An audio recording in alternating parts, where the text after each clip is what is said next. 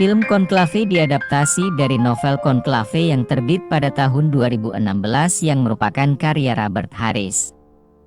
Film ini pertama kali tayang di Amerika Serikat pada 25 Oktober 2024. Conclave menggaet banyak artis bintang besar di Inggris, yaitu Ralph Fiennes dan juga Stanley Tucci beserta John Lithgow. Conclave sendiri membawakan tema tentang misteri dan konspirasi. Film yang diadaptasi dari novel Robert Harris ini menceritakan bagaimana perebutan penerus tahta suci. Skandal film ini dimulai dari pengungkapan rahasia dari para kardinal dalam kekuasaan Vatikan. Secara umum, film ini membahas tentang konspirasi yang terjadi pada saat pemilihan paus baru.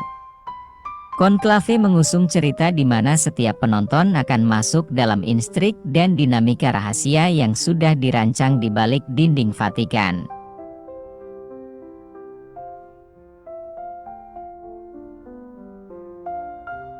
Film ini menceritakan saat seorang paus meninggal dunia. Maka, terjadilah pemilihan tahta suci setelah kematian dari paus yang diakibatkan oleh serangan jantung. Pemeran utama diperankan oleh Thomas Lawrence diperankan oleh Ralph Fiennes. Ralph berperan sebagai seorang kardinal yang berperan mencari penerus dari paus yang telah lebih dahulu meninggal dunia ataupun terungkapnya rahasia-rahasia misterius. Saat paus meninggal, 118 kardinal dari seluruh dunia akan berkumpul di dalam Kapel Sistina untuk melakukan pemilihan paus baru atau pemimpin baru gereja. Namun, dalam proses pemilihan terjadi perpecahan dalam persaingan yang sengit.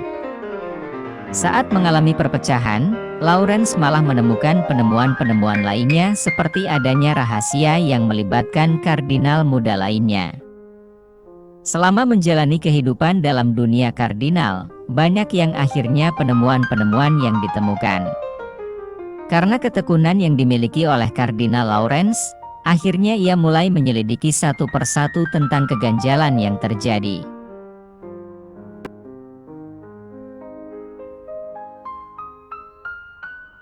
Film ini sebagian besar akurat mengenai hukum kanon Katolik, tetapi alur ceritanya berpusat pada pelanggaran yang tidak pernah dijelaskan. Sejak abad ke-16, banyak pria yang diangkat menjadi kardinal secara diam-diam, in pectore, biasanya untuk melindungi mereka secara politis.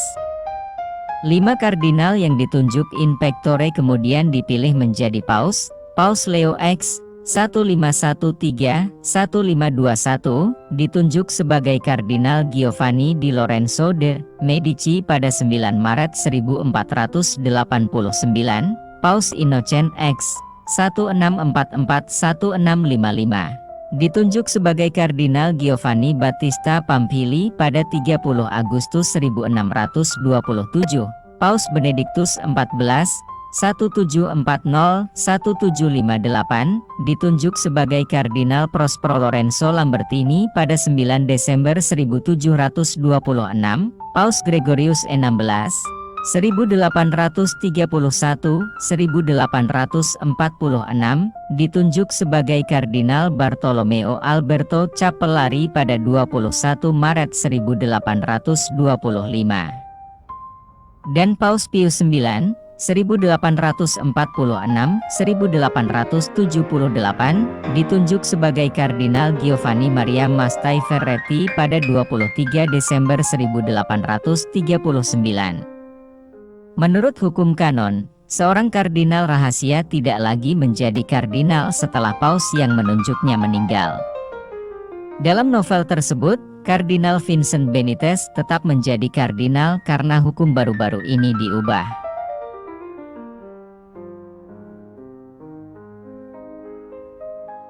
Dengan asumsi tidak ada paus lain dalam jagat film yang memilih nama yang sama, paus baru tersebut adalah Innocent XIV. 13 paus telah diberi nama Innocent, yang terbaru, Innocent XIII, menjabat dari tahun 1721-1724. Pemilihan nama tersebut diyakini sangat simbolis, seringkali menunjukkan arah politik yang akan ditempuh paus baru tersebut. Dalam kasus ini, Paus terbaru yang disebut Innocent berorientasi pada reformasi dan mengambil langkah-langkah melawan korupsi. Nama tersebut juga merupakan kiasan ironis terhadap kurangnya pengalaman Benitez dalam politik gereja. Dalam wawancara dengan National Catholic Reporter pada tahun 2024, Edward Berger berbicara tentang pentingnya kura-kura dalam film tersebut. Saya ingat melihat air mancur yang penuh dengan kura-kura di halaman Vatikan. Kura-kura merupakan hadiah bagi Vatikan, dan ketika saya mencari tahu apa arti kura-kura dalam berbagai budaya, ternyata kura-kura memiliki banyak makna yang beragam. Oleh karena itu, kura-kura sangat cocok untuk disertakan dalam sebuah film karena kehadirannya dapat ditafsirkan secara berbeda. Namun, dalam salah satu budaya tersebut, kura-kura melambangkan transformasi dan perubahan, sedangkan di budaya lain, kura-kura melambangkan kebijaksanaan dan usia. Saya pikir akan menjadi puncak yang bagus bagi Ralph Fiennes untuk membawa kura-kura kembali ke air mancur menjelang akhir film dengan mengingat gagasan tersebut. Beberapa spesies kura-kura memiliki organ reproduksi jantan dan betina. Manusia yang lahir dengan anatomi reproduksi atau seksual jantan dan betina dikenal sebagai intersex. Pada bagian akhir, film ini merujuk pada rumor yang sudah ada selama berabad-abad, yang hampir pasti tidak dapat dibuktikan kebenarannya, bahwa Vatikan biasa melakukan tes jenis kelamin pada kandidat paus untuk memastikan bahwa mereka berjenis kelamin laki-laki.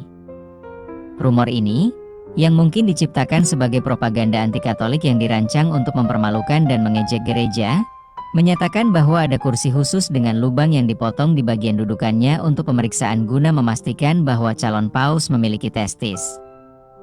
Gagasan ini muncul dari legenda lain yang mungkin salah, bahwa selama abad pertengahan ada seorang paus perempuan, Paus Joan, yang berhasil menyembunyikan jenis kelaminnya untuk naik pangkat melalui jenjang klerikal dan naik ke kepausan.